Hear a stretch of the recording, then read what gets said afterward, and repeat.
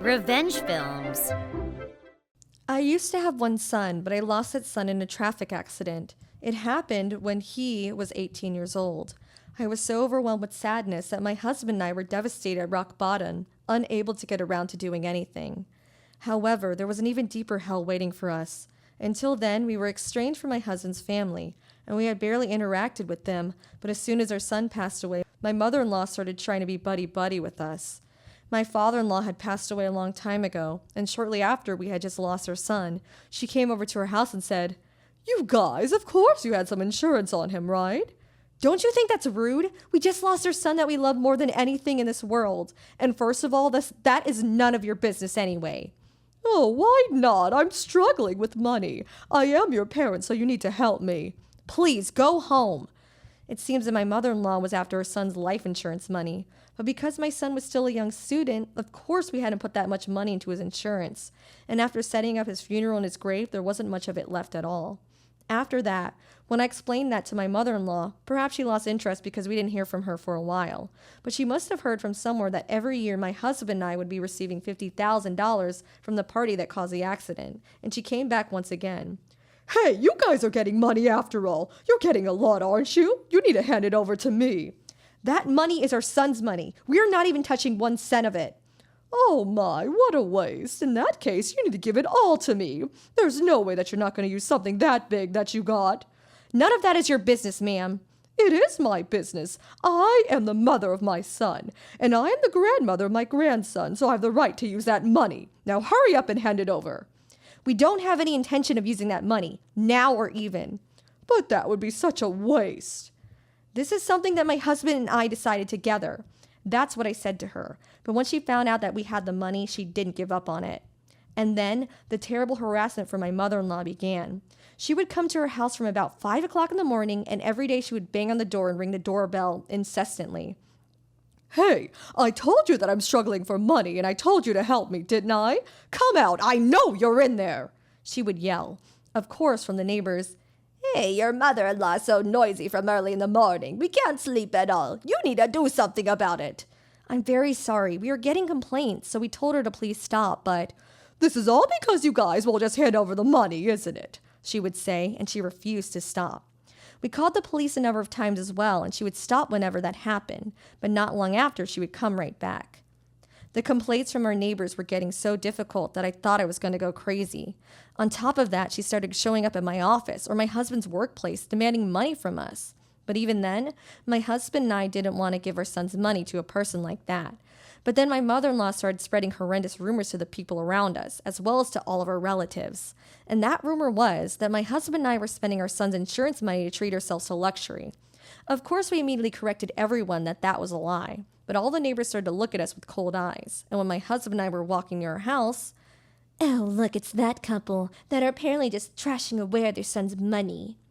Wait a minute, did they lay hands on their son because they were after his life insurance? Even though they're his parents? How unbelievable.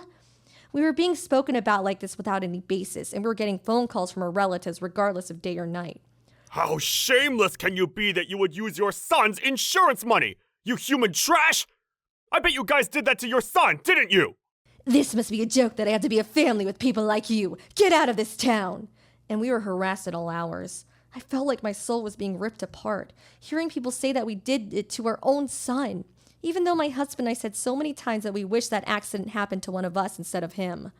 My husband and I couldn't take it anymore, and we said to his mother, "That's enough already. Please stop." But to no avail. "Like I said, this is all because you guys won't hurry up and hand over the money, isn't it? If you just hand it over, I'll be happy to stop spreading those rumors about you." My husband lost it at his mother's attitude and, "I never want to see your face again! Don't ever come around here ever again!" But when he said that, she said, "Well then, hand over $50,000 in one payment." We didn't want to get involved with someone like this anymore, so we said, "Fine. It'll take us some time to prepare it, so come back to get it another time." Without putting our hands on our son's money, we saved up, and we were somehow able to barely prepare $50,000.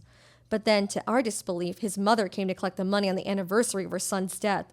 "Here you go. I've come out of my way to come here for you. Now hurry up and hand over the money." I can't believe this. Of all days that she could have come, she chose this one to come collect it. My blood was boiling inside of me, but I wanted to hurry up and cut off all ties with his mother-in-law. So we handed over the money that we had prepared.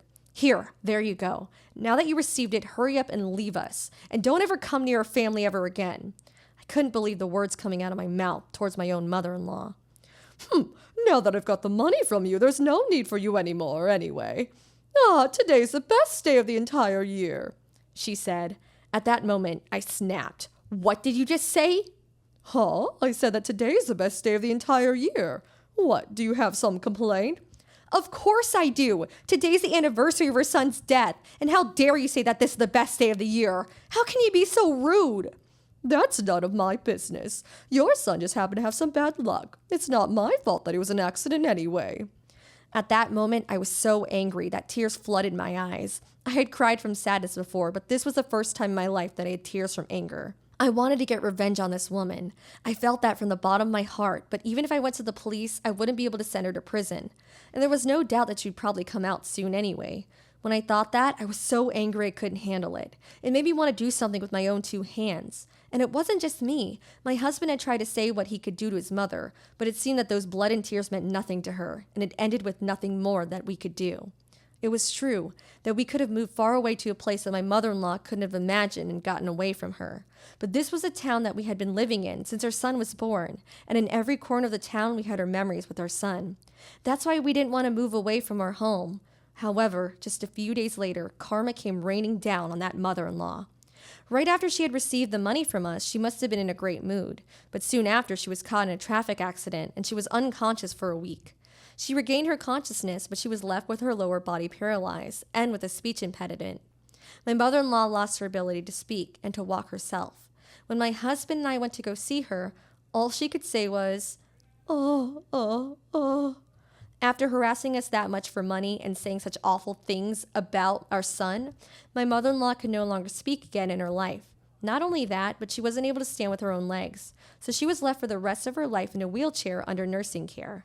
When we saw her like that, we looked down on her next to the hospital bed.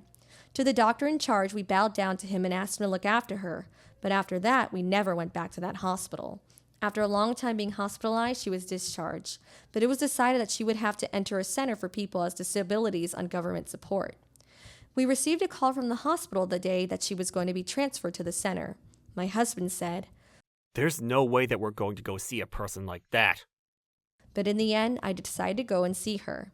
When I arrived at her hospital room, she seemed like she was trying to say something to me, but, That was all she could say. In a response, I smiled and said, Looks like you just happen to have some bad luck. And I left her with those words. But then my mother-in-law opened her eyes wide, and it seemed like she must have recalled her own phrase as she went pale. After that, she was transferred to the center. There, she wouldn't be able to use her own money, and it would probably be impossible for her to get out of the facility anyway. She couldn't even go to the toilet by herself anymore, and she was stuck relying on other people for the rest of her life. She can't go shopping or treat herself to luxury ever again in her life. After saying that many terrible things about my son, I never imagined that that mother-in-law would be in an accident herself. I really thought that it was a terrible twist of fate. However, due to the coincidence of her accident, my husband and I were finally freed of her. It doesn't mean that her son is going to come back, but now I am glad that we can go and pay her son a visit with less weight on our shoulders. How was today's video?